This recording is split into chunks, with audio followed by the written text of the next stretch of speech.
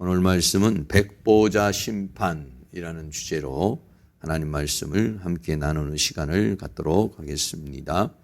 우리가 요한계시록 20장을 이제 우리가 함께 나누고 있습니다. 요한계시록 20장은 첫째는 마귀가 무저갱에 갇히는 사건이 나옵니다.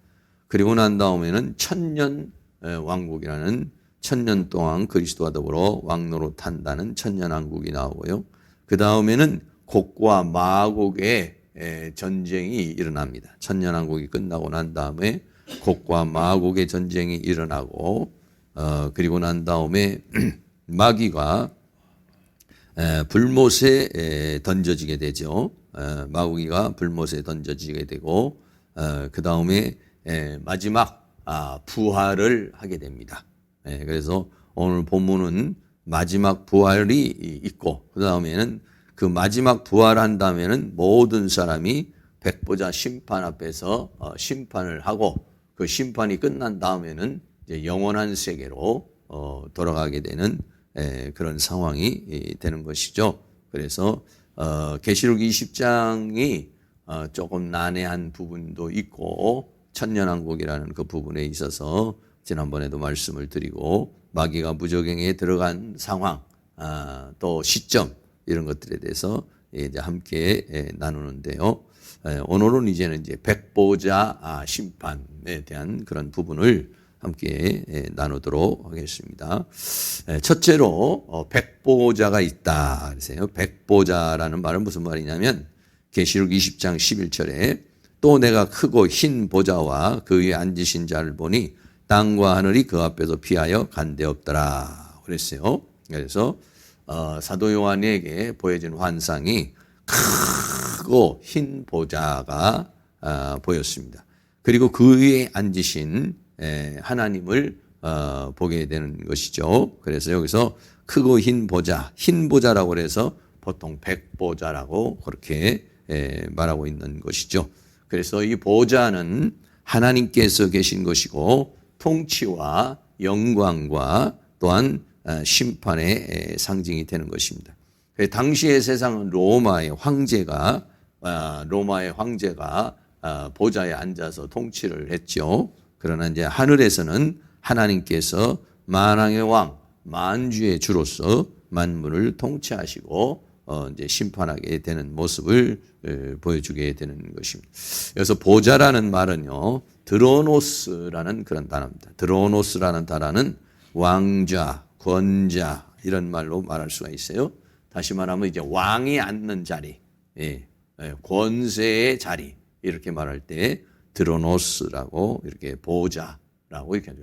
땅의 보좌가 있고 하늘의 보좌가 있고 땅의 보좌는 사람이 통치를 하고 하늘의 보좌는 이제 하나님께서 통치를 하게 되는데 바로 이제 백보자를 보았다. 그림으로 좀 이렇게 보면은요. 뭐 이런 그림이 있어요. 백보자. 그래서 흰색으로 하나님께서 이제 그 보좌에 앉아 있는 모습.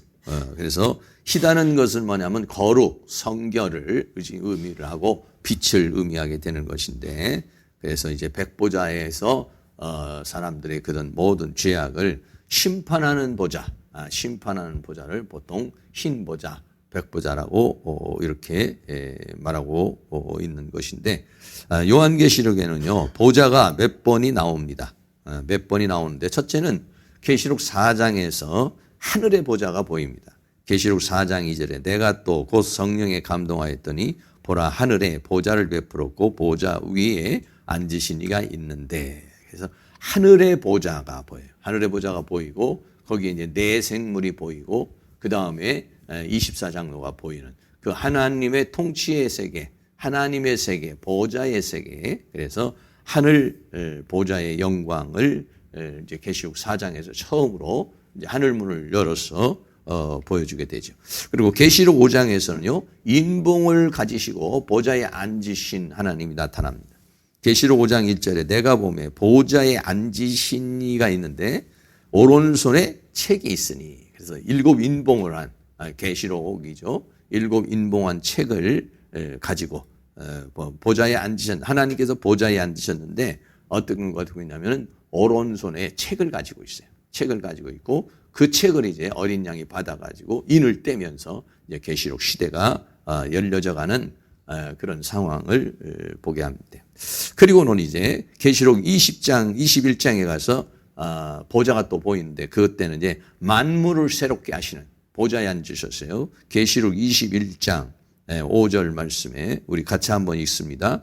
보좌에 앉으시니가 가라사대 보라 내가 만물을 새롭게 하노라 하시고 또 가라사대 이 말은 신실하고 참되니 기록하라 하시고 21장에서는 보좌에 앉으신 이가 뭘 하냐면은 만물을 새롭게 하는 그래서 창조의 역사를 이제 완성하는 그러한 그 구원의 역사를 이루어 가시는 보좌에 앉으셔서 그 구원의 역사를 이루고 그것을 만물을 새롭게 하고 완성하는 그러한 보호자가 계시록 21장 5절에 보이게 되고요.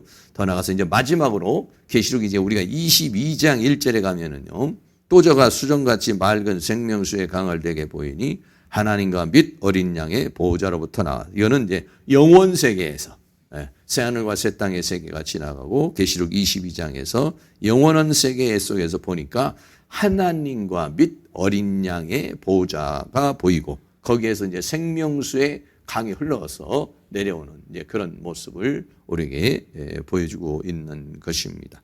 그래서 바로 이렇게 하나님께서는 보호자에 앉으셔서 지금도 보호자에 앉으셔서 대한민국을 통치하시고 온 세계를 통치하는 만왕의 왕 만주로서 통치하시고 구원의 역사를 이루어 가시는 분이 누구시냐면 바로 하나님이시라는 것을 우리에게 말해주고 오늘 본문에서는 이제 그 하나님께서 이제 심판하는 백보좌에 앉아서 심판하는 그런 모습으로 보좌에 앉아 있는 모습을 보게 되는 것입니다.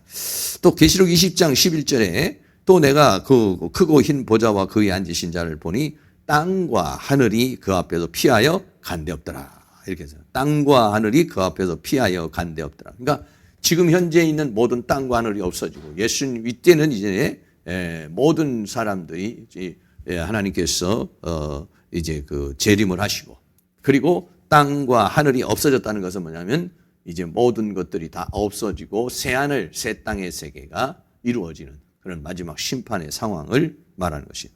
그래서 땅과 하늘이 그 앞에서 피하여 간데없더라. 그래서 땅과 이 세상 지금까지 있었던 이런 모든 땅과 하늘이 다 없어져 버려요. 없어지고 새로운 세계, 새로운 역사가 이제 영의 세계죠. 사람들도 다 영체가 됐으니까 사람들도 영체가 되고 또 그 환경도 다 이제 그런 영체가 살 수 있는 그런 환경으로 바뀌어지게 되는 것이. 그래 땅과 하늘이 그 앞에서 없어졌다는 것은 바로 뭘 말하느냐? 재림의 때를 가리켜서 말하고 있어요. 재림의 때가 오면은요 땅과 하늘이 다 없어진다고 그랬어요. 마태복음 24장 29절 말씀 같이 한번 읽습니다. 그날 환난 후에 즉시 해가 어두워지며 달이 빛을 내지 아니하며 별들이 하늘에서 떨어지며 하늘의 권능들이 흔들리리라. 그때에 인자의 징조가 하늘에서 보이겠고 그때 땅의 모든 족속들이 통곡하며 그들이 인자가 구름을 타고 능력과 큰 영광으로 오는 것을 보리라. 것이는데요. 오는 것을 보리라 그랬어요. 그래서 인자가 구름을 타고 오기 전에 타고 오기 전에 해와 달과 별들과 하늘의 권능들이 다 흔들려 버려요. 없어져 버리는 것이죠. 그래서 새 하늘과 새 땅의 세계가 이루어져서 인자의 징조가 그때 언제입니까? 환난 후에 마태복음 24장 29절에 환난 후에 해가 다 어두워지고 달이 빛을 내죠. 별이 하늘에 떨어지고 하늘의 권능들이 다 흔들리고 그리고 인자의 징조가 하늘에서 보이고 그때에 땅의 모든 족속이 통곡하며 그들이 인자가 구름을 타고 능력과 큰 영광으로 오는 것을 볼 것이다. 이렇게 말했죠. 그리고 베드로후서에서는요. 이 모든 세계가 다 체질이 여기서 체질이라고 하는 말은 뭐냐면 우주의 성분 요소 원소를 말합니다. 이 체질이 그러니까 우주를 구성하고 있는 물질을 구성하고 있는 원소 이것이 체질이 불에 다 풀어져 버려서 싹 없어져 버린다는 거예요. 물질 세계가 다 없어져 버리는 것을 말하는데요. 베드로후서 3장 10절 말씀도 같이 있습니다. 그러나 주의 날이 도적같이 오리니 그날에는 하늘이 큰 소리로 떠나가고 체질이 뜨거운 불에 풀어지고 땅과 그 중에 있는 모든 일이 드러나리로다. 그랬어요. 이 체질이라고 하는 이 원소가 싹 풀어져 버려요. 그래서 이 세상에 있는 모든 원소가 사라져 버리고, 그리고 이제 새로운 세계, 새로운 역사가 이루어지게 되는 것이죠. 그것이 뭐라고 했습니까? 새하늘과 새 땅이라고 말했어요. 계시록 21장 1절에 또 내가 새하늘과 새 땅을 보니 처음 하늘과 처음 땅이 없어졌고 바다도 다시 있지 않더라고 그렇게 말했어요. 그러니까 예수님이 재림을 하고 부활을 하면서 우리 사람만 부활하는 것이 아니라요, 이 모든 만물도 새롭게 되는 것이죠. 뭐 내가 만물을 새롭게 한다 그랬잖아요. 만물이 새롭게 해서 이 모든 세계가 새하늘과 새 땅의 그런 세계가 이루어진다는 것을 말씀하고 있는 것입니다. 그냥 마지막 심판 때는요, 그래서 마지막 심판 때는 예수님께서 백보자의 심판 때에는요, 예수님이 재림을 하시는 때고, 그리고 이 모든 만물이 다 사라져버리고 새하늘과 새 땅의 세계가 있는 상황에서 이제 심판을 받고 이제 살아가게 되는 그런 모습을 우리에게 보여주고 있습니다. 두 번째는요, 백보자에 앉으신 그 이제 하나님께서 행위대로 심판을 하게 된다. 행위대로 심판한다. 계시록 20장 12절에 또 내가 보니 죽은 자들이 물온대소하고 그 보좌 앞에 섰는데, 죽은 자들이 물온대소하고 그 보좌 앞에 섰는데 책들이 펴 있고 또 다른 책이 펴졌으니 곧 생명책이라. 죽은 자들이 자기 행위를 따라 책들에 기록된 대로 심판을 받으니. 그랬어요. 내가 보니 죽은 자들이 물온대소하고 그 보좌 앞에 섰다. 그랬으니까 이 죽은 자들은 뭐냐면 죽었다가 이제 죽은 자들이 살아나는 것입니다. 이제 부활한 자, 죽었던 자들이 이제 다 살아나가지고 다 보좌 앞에 서게 되는 것이죠. 보좌 앞에서 마지막 심판이 하게 되는데, 거기에 책들이 펴 있고 다른 책에 펴져 있으니 그 생명책이라. 죽은 자들이 자기 행위를 따라서 책에 기록된 대로 심판을 받는다는 것입니다. 그래서 보좌 앞에 섰다는 것은 바로 이렇게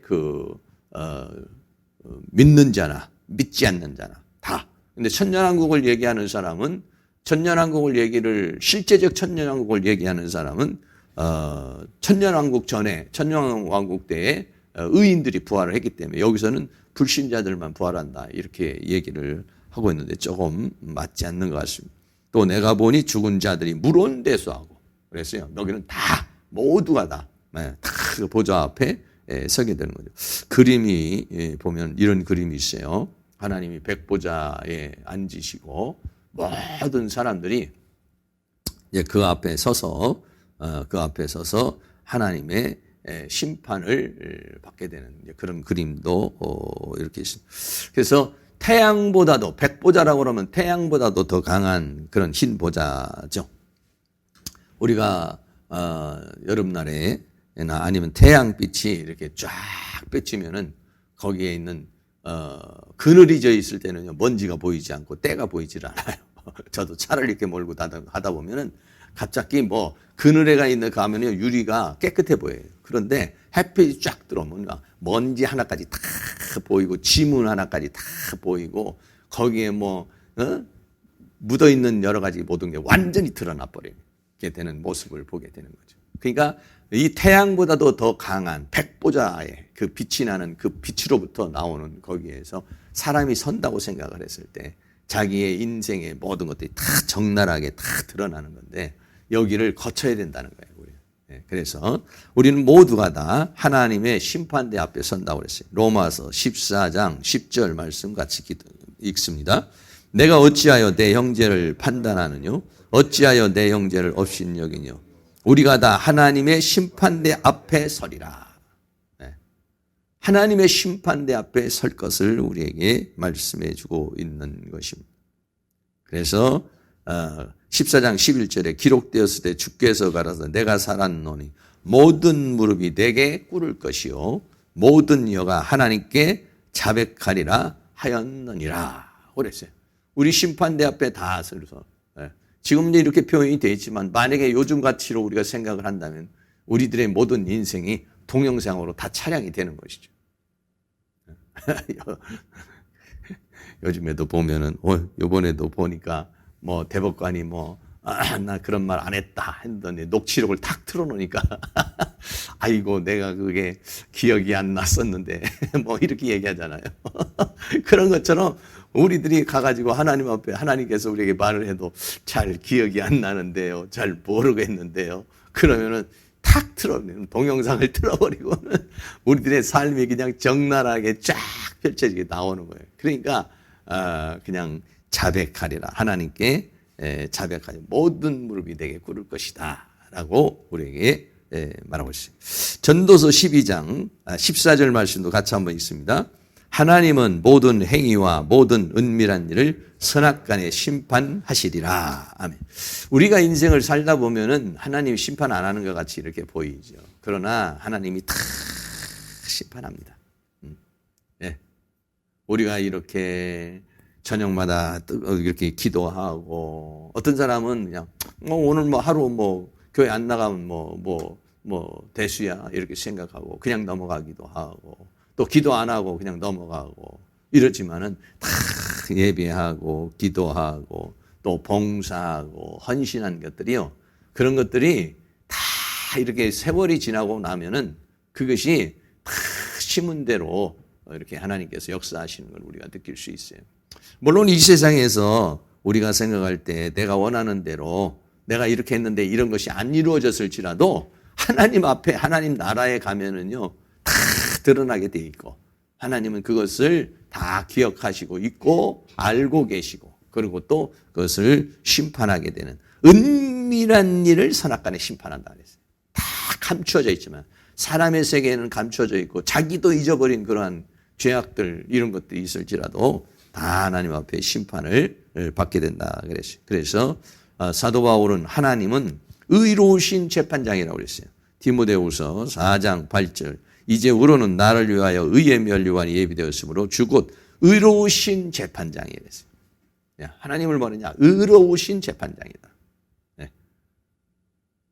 그날에 내게 주실 것이니 내게만 아니라 주의 나타나심을 사모하는 모든 자에게니라. 우리는 이 세상에 살면서 이 세상의 보좌로부터, 이 세상 우리 대한민국 법에 의해서 우리 심판을 받고 그 법에 의해서 살아가고 있어요. 그러나 하나님께 가면은 우리는 하나님의 법에 의해서 하나님 앞에서 심판을 받습니다. 그리고 영원한 세계로 들어가게 된다는 것을 우리에게 말해주고 있는 것이죠. 그래서 하나님 앞에 우리 모두가 다 심판대 앞에 선다는 것을 늘 생각을 하고, 하나님은 불꽃 같은 눈동자로 우리를 다 보고 계시고 알고 계시고 또 갚아주시고, 또 이 세상에서 그것이 만약에 갚아지지 않으면은 자녀에게 또 물려서 갚아주시고, 아니면은 우리가 천국 가서 하나님께서 그것을 다 이렇게 갚아주신다는 것을 말씀해주고 있어요. 계시록 20장 12절에 그래서 그 보좌 앞에서 이제 책들이 펴 있다 이랬어요. 또 다른 책이 펴졌으니 곧 생명책이라, 죽은 자들이 자기 행위를 따라 책들에 기록된 대로 심판을 받아요. 그래서 책이 두 가지가 보여요. 하나는 뭐냐면 생명책이 보이고, 또 하나는 무엇입니까?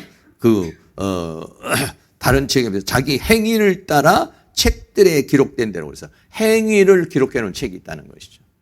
생명책이 있고 행위를 기록한 책이 있다는 것을 우리에게 말하고 있어요. 그래서 생명책은요, 믿음의 사람에게만 주어질 수 있는 거죠.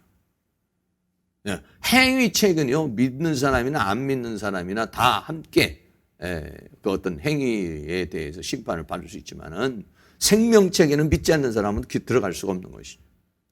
그래서 생명책과 그리고 뭐 행위책이라고 그럴까요? 그렇게 그림으로 보면은 이렇습니다. 그림으로 보면은 한쪽에 생명책이 있고 한쪽에 행위책이 있고 한쪽에 그리고 내가 서 있어요. 그래서 거기에 행위에 기록한 대로, 생명책에 기록되어 있으면 일단은 내가 만약 천국의 백성이 되는 거, 하나님 백성이 되죠. 그럼 하나님 백성이 됐어도, 생명책에 기록됐어도 그 사람의 삶의 모든 거에 의해서 상급이 결정될 것이고 그 사람의 인생이 결정될 것을 우리에게 말해주고 있는 것이죠. 그 행위에 따라, 또 행위에 따라서 지옥을 가는 건 아니지만 그 행위에 따라서 하나님의 상급이 주어지게 된다. 언젠가 늘 생각할 때 이 바로 우리는 이렇게 하나님의 그 심판대 앞에 선다는 사실, 이걸 생각하고 우리 인생을 하루를 살아야지, 그냥 하루하루 살아가는 것을 그냥 대충 뭐 그냥 하루 또 주어졌으니까 사는 것이 아니라 이 하루의 삶은 우리 모두가 다 하나님의 심판대 앞에서 너 하루를 어떻게 살았느냐, 그때 어떻게 살았냐는 것을 우리에게 말씀해 주는 것이니까, 그러니까 여러분들이 늘 그렇게 깨어서 이렇게 살아가는 그런 모습이 필요해요. 그래서 저도요, 이렇게 하루를 살면서 저는 이제 주로 이제 오전에 좀 아침에 좀 일찍 일어나서 오전에 이제 뭐 설교 준비도 하고 성경도 보고 또 이런 모든 것들을 보통 이제 한 1시까지 이렇게 이제 그런 모든 일을 해요. 근데 오후에는 이제 좀 왜 뭐가 안 되나 본데. 오후에는 이제 좀 다른 일들을 하죠, 이제. 오후에는 좀 이렇게 편한 일, 또 일반적인 일, 이제 이런 것들을 이제 하게 되는데, 그래서요, 오전에 그런 것들을 뭐 좀 말씀에 대한 거, 또 영에 속한 거, 하나님에 속한 거, 이런 것들을 안 하면은요, 하루를 너무 무미하게 산 것 같아요. 오늘 하루 뭐하고 살았나, 그냥 아침에 일어나서 밥 먹고, 또 점심 먹고, 저녁 먹고, 그냥 의미가 없어져 버려요. 그런데 말씀을 이렇게 많이 연구를 하고, 말씀을 보고, 또 기도하고, 이러면은요, 아, 내가 오늘 하루를 또 의미 있게 살았다. 그래도 뭔가 하나님 앞에 의미가 있다. 이런 생각을 갖게 되는 것이죠. 그래서 우리 모두가 다 이렇게 하나님의 심판대 앞에 서게 됩니다. 그래서 인생은, 우리의 삶은 기록되어지는 삶이고, 그리고 심판받는 삶이라는 사실을 우리는 기억해야 돼요. 그래서 인간은 죽음 후에는 심판이 있다 했어요. 히브리서 9장 27절 같이 한번 읽습니다.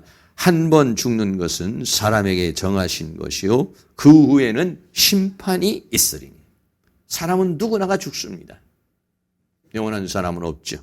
그러나 그 후에는 심판이 있을 것이다. 하나님 앞에 심판이 있어요. 그리고 그 심판은 영원 세계와 연결이 돼 있어요. 그렇기 때문에 하루하루를 이제 우리가 하나님 은혜 가운데 살아야 되는데, 다니엘도요 그런 환상을 봤습니다. 다니엘서 7장 9절 말씀 우리 같이 한번 읽습니다.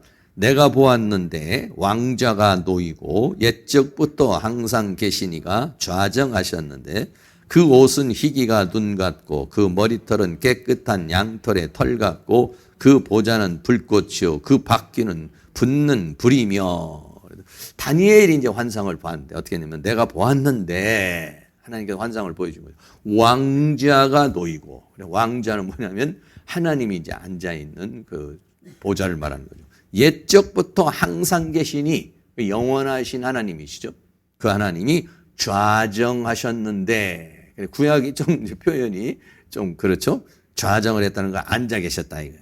그 옷은 희기가 눈 같고 그 머리털은 깨끗한 양의 털 같고 또 그 보좌는 불꽃이요 바퀴는 붙는 불이며. 조금 다르죠. 이 심판의 그 보좌하고는 조금 다른데, 조금 다른 모습이지만은 그러나 그 하나님의 모습이 어떻습니까? 그 옷이 희고 머리털도 희고 양의 털 같고, 그러니까는 흰 그런 것을 우리가 상징할 수 있죠. 근데 보좌가 불꽃처럼 타오르고, 불꽃처럼 타오른다는 건 이제 심판을 가리켜서 말하는 것입니다. 그리고 10절에 보면 불이 강처럼 흘러서 그 앞에서 나오며 그에게 수종하는 천천히요 그 앞에 시오한 자는 만만이며. 천사들이죠. 천사들과 그런 그 모습을 보이죠. 심판을 베푸는 책들이 펴놓였더라. 심판을 베푸는 책들이 펴였더라. 그러니까는 다니엘서에도 그 인간의 그 삶이 바로 이제 기록된다는 것을 우리에게 말해주고, 그런 책들에 의해서 심판을 받을 것이라는 것을 우리에게 말해주고 있는 그런 모습을 보게 됩니다.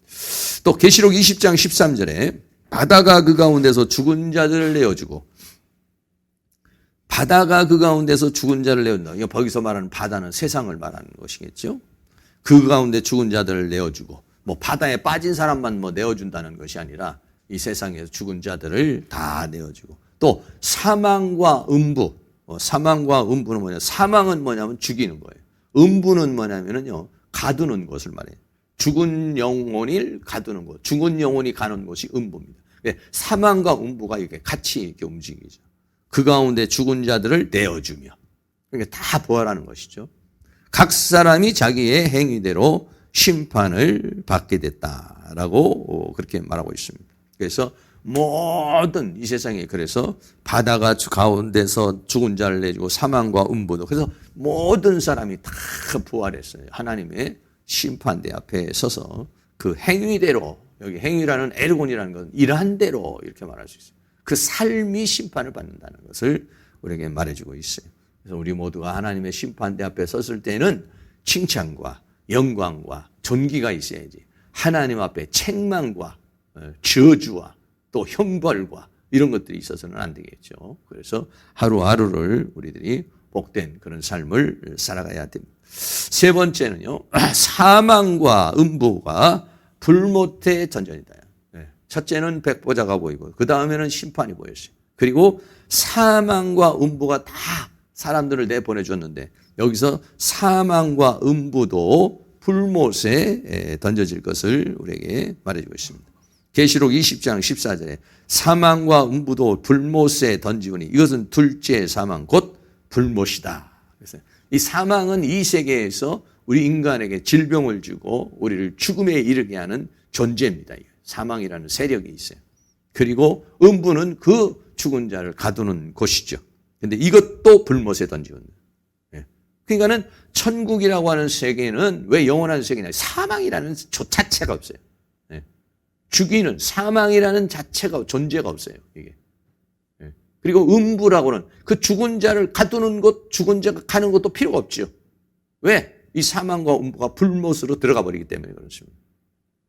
이 세상에는 사망과 음부가 있지만은 하나님 나라에서는요 사망과 음부가 없다 이거예요. 그래서 음부라는 말이 하데스라는 그런 단어입니다. 하데스라는 이 하데스라는 단어는 죽은 영혼의 거처 또는 무덤 어느 곳에서는 또 지옥으로도 이렇게 표현이 됐는데 이 음부라는 하데스라는 말은 죽은 영혼의 거처를 가리켜서 말해요. 그래서 죽은 자가 가는 곳. 그래, 물론 이것은 뭐냐면 불신자죠. 불신자가 가는 곳이죠. 불신자가 가는 곳이 음부고 믿음의 사람은 낙원이고 그렇습니다. 다르죠. 믿음의 사람은 누가복음 16장에 부자 나사로가 바로 그 낙원에 이른 것처럼 이렇게 가죠. 그러나 이제 부자는 다른데 이런 하데스라고 하는 그런 죽은 영혼의 거처에 가게 되는 그런 모습을 보게 됩니다.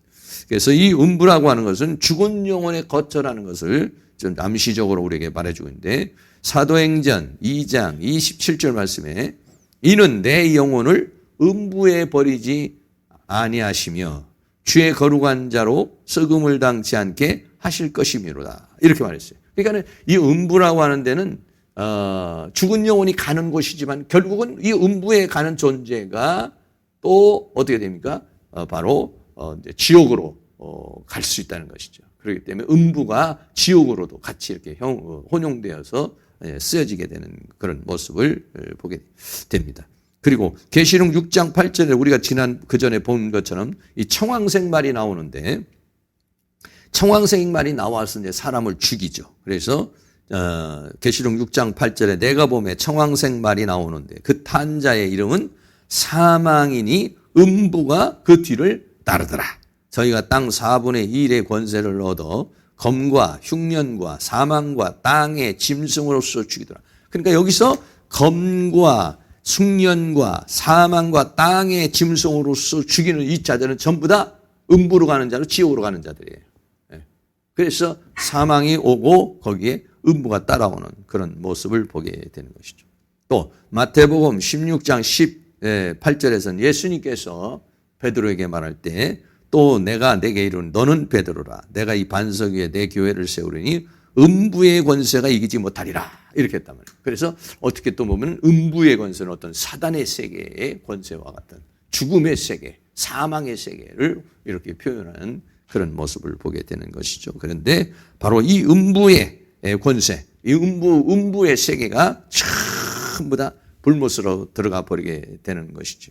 그래서 계시록 20장 14절에 사망과 음부도 불못에 던지우니 이것은 둘째 사망. 그러니까 불못으로 들어가는 것을 뭐라고 그랬냐? 둘째 사망이라고. 한 번 죽는 것으로 끝나지 않고 지옥에서 불못에 들어가서 고통을 당하고 괴로움을 당하기 때문에 그거를 둘째 사망이라고 그렇게 말했어요. 둘째 사망 곧 불못이다 그랬어요. 이 둘째 사망이라는 말이 계시록 21장 8절에도 나오는데 우리 같이 한번 읽습니다. 그러나 두려워하는 자들과 믿지 아니하는 자들과 흉악한 자들과 살인자들과 행음자들과 술객들과 우상 숭배자들과 모든 거짓말하는 자들은 불과 이왕으로 타는 못에 참여하리니 이것이 둘째 사망이라. 네. 우리는 둘째 사망이 필요가 없죠. 우리는 부활을 해서 영원한 세계로 가기 때문에 우리는 둘째 사망이 없죠. 네. 사망에서 생명으로 옮겨져 버렸죠, 우리는. 네. 그러나 믿지 않는 자는 생명을 얻지를 못하니까 이 둘째 사망에 이르게 된다고 그렇게 우리에게 말씀하고 있어요. 그래서 마지막으로 네 번째, 생명책에 기록되지 못한 자는요 다 불못에 던져요.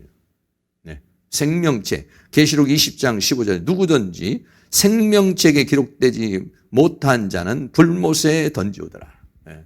이 생명책이라는 것은 신약 시대로 말하면 생명을 얻는 것이죠. 바로. 네. 예수 그리스도를 영접을 하면 예수 그리스도의 영이 들어와서 내 영을 살려서 내 영이 살아나는 것입니다. 그래서 우리가 영원한 생명을 갖게 되는 것이 그게 뭐냐면 생명이에요. 이 생명을 받은 자들이 뭐냐면 생명책이라고 이렇게 말할 수 있는 구약하고는 조금 다른 상황이지만은 누구든지 생명책에 기록되지 못한 자는 불못에 던지오더라 그랬어요. 생명책에 기록된 자들만이 영원한 세계로 가는 것이고 생명책에 기록되지 못한 자는 불못에 던져오게 되는 거죠. 그래서 이 생명이라는 것이 중요한데 이 생명은 뭐냐? 요한복음 5장 24절 같이 한번 또 있습니다. 내가 진실로 너에게 이르노니 내 말을 듣고 또 나 보내신 이를 믿는 자는 영생을 얻었고 심판에 이르지 아니하나니 사망에서 생명으로 옮겼느니라.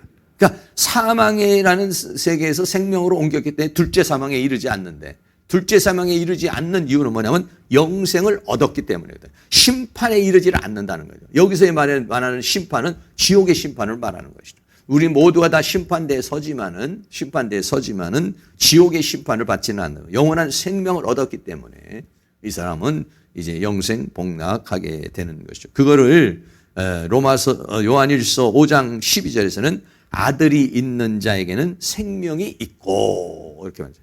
하나님의 아들이 없는 자에게는 생명이 없느니라. 왜 그러냐면 예수님이 길이요 진리요 생명이기 때문에 예수님 안에 생명이 있기 때문에 예수님을 영접해야 아들이 있는 자는 생명이 있고 그러니까 아들이 있다는 것은 뭐냐? 그리스도의 영이 있는 것을 말해요. 로마서 8장 9절 말씀도 같이 있습니다.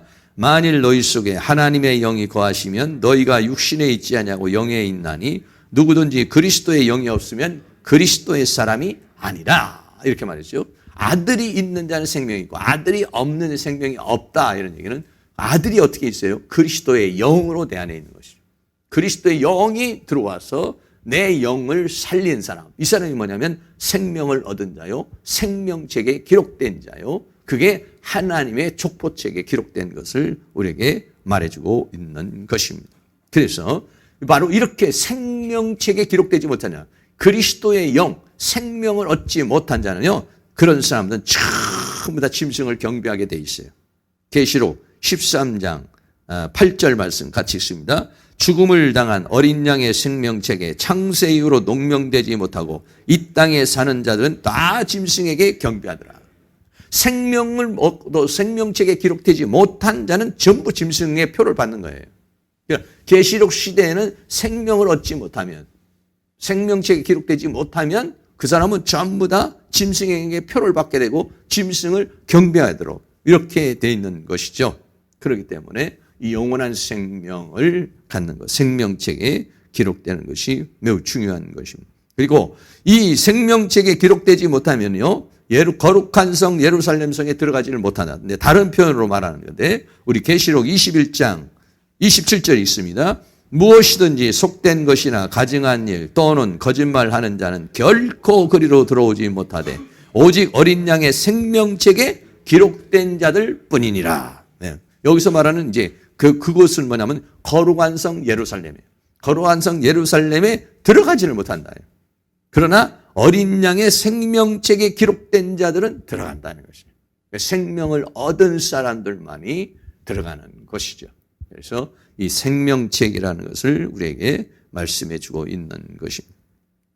다시 말하면은 이 심판이라고 하는 것은 첫째는 생명책에 기록된 자와 기록되지 못한 자가 전부 다 부활을 해서 마태복음 25장에는요. 양은 오른쪽에 염소는 왼쪽으로 이렇게 분별을 하잖아요. 그러니까 오른쪽에 가는 자는 곡간으로 들어가는 것이고 천국으로 가는 것이고 왼쪽으로 가는 것은 염소고 지옥으로 가는 것이죠. 그래서 생명책에 기록된 자와 기록되지 못한 자, 생명을 얻은 자와 생명을 얻지 못하는 자로 이제 구분되어지게 되는 것입니다. 그리고 두 번째는 이제 생명책에 기록된 자들이 이제 심판을 받게 되죠. 네, 그 다음에는 처음에는 생명책에 기록된 자와 기록되지 못한 자 전체가 심판을 받는 것이고 두 번째는 생명책에 기록된 자들만의 심판이 있어요. 네, 생명책에 기록된 자들이 마태복음 25장에 보면은 이제 신부 또 일꾼 이런 게 있죠. 그러니까 우리는 이제 하나님 앞에서 신부로서 얼마만큼 단장이 됐는가, 일꾼으로서 하나님의 나를 위해서 얼마만큼 일을 했는가, 군사로서 싸워서 승리하는 삶을 살았는가, 더 나아가서는 성도로서 믿음을 지키며 살았는가, 이런 거 생명책에 기록된 자들도 심판이 있어요. 그런데 이 심판은 지옥의 심판이 아닌 것이죠. 그래서 계시록 22장 12절 말씀 같이 한번 더 있습니다. 보라 내가 속히 오리니 내가 줄 상이 내게 있어 각 사람에게 그의 일 한 대로 갚아 주리라. 줄 상이 있다 그랬어요. 내게 있어 각 사람의 그 일 한 대로 갚아 주리라.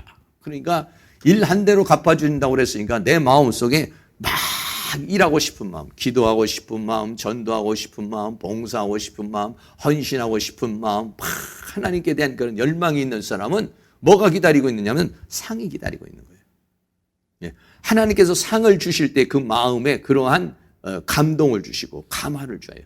그러니까 내 마음에 막 그런 열정이 없다는 것은 상이 없다는 거예요. 그러니까는 내 마음에 그런 열정이 없을 때 내 마음을 쳐야 돼요. 하나님 내 마음에 뜨거움을 주세요. 하나님 나라를 위해서 일하고자 하는 뜨거운 마음을 주세요. 왜? 일 한 대로 갚아준다고 그랬으니까. 일 한 대로 갚아준다고 그랬으니까. 그런데 어떤 사람은 막 불타는 열정을 가지고 막 하나님 나라를 위해서 헌신 봉사하는 사람이고 어떤 사람은 그런 마음이 없어요. 불타는 마음이 없어요. 간절한 마음이 없어요. 뜨거운 마음이 없어요. 그런 마음이 없는 사람은 뭐예요? 상이 없어요, 상이. 이 세상에서도 상이 없지만은요, 하나님 나라에서도 상이 없어요. 그러니까 우리는 그런 내 마음이 그렇게 냉랭해졌을 때는 기도를 많이 하셔야 돼요. 하나님 내 마음에 뜨거움을 주세요. 기도하고자 하는 마음, 봉사하고자 하는 마음, 헌신하고자 하는 일하고자 하는 마음, 하나님 나라를 위해서 그렇게 살고자 하는 그런 마음을 주시기를 원합니다. 오늘 밤에도 그런 은혜가 있기를 주의 이름으로 축복합니다. 결론입니다. 오늘 첫 번째로 백보자가 보였습니다. 백보자가 보이고 그 외에 백보자에 앉은 그 하나님 안에서 생명책과 그리고 행위책이 있고 그 행위대로 심판을 받게 됐습니다.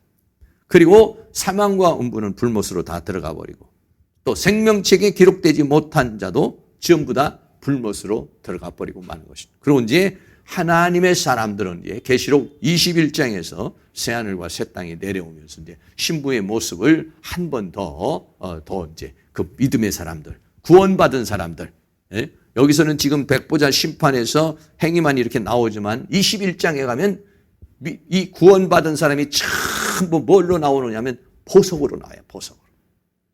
보석 같은 거룩한 성 예루살렘 성이 내려오는데 거기에는 수많은 보석으로 단장된 그러한 거룩한 성이 예루살렘이 하늘에서부터 내려와요. 그 존재가 누구냐? 바로 이제 생명책에 기록된 사람들, 이긴 자들을 가리켜서 말하고 있는 것이죠. 우리는 모두가 다 한 번 죽는 것으로 끝나지 않고 우리의 삶은 심판을 받게 되는 것입니다. 이 세상의 삶은 이 세상으로 끝나는 것이 아니라 영원 세계로 이어진다는 사실, 우리는 이렇게 생각을 하셔야 되겠고, 이 세상에서도 우리는 열심히 살지만은 영원 세계에서도 또 우리가 그리스도와 더불어 왕노릇하고 주님을 만나면 칭찬과 영광과 존귀를 얻고 많은 면류관을 얻고 그리스도와 더불어 왕노릇하고 해와 같이 달과 같이 별과 같이 빛나는 그러한 삶을 우리가 만들어가야 되겠지요. 그런 삶을 의뢰하며 하루하루 살아가는 삶이 그런 삶을 만들어내가는, 그런 삶을 만들어내가는 그런 아름다운 복된 그런 삶을 만나서 주님의 심판대 앞에 섰을 때 영광된 심판 앞에 설 수 있기를 주의 이름으로 축원합니다.